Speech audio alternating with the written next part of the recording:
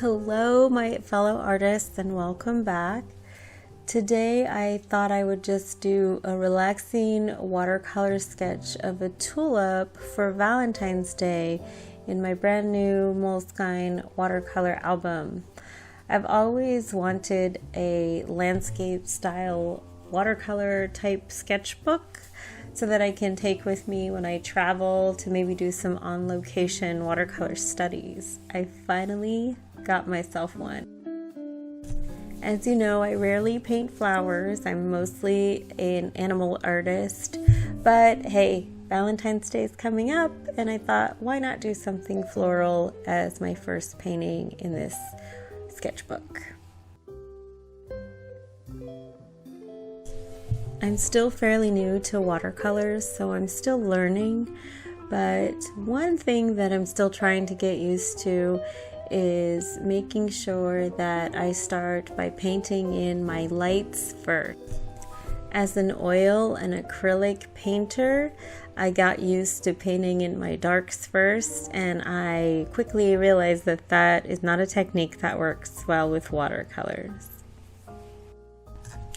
I'm not really going to talk through this painting process. It's a gloomy, really rainy day here in Northern California, and I just wanted to do something relaxing. I don't know if you can hear the rain on my microphone, but it's definitely pouring down hard out there. So grab a cup of tea or a cup of hot chocolate and grab your paints and maybe paint along with me. Let me know in the comments if you like to see this type of video every now and then where I don't really give instructions but just record myself making a piece of artwork with some nice music in the background. And also let me know what you guys are working on. Thanks so much for being here, guys. I really do appreciate you all.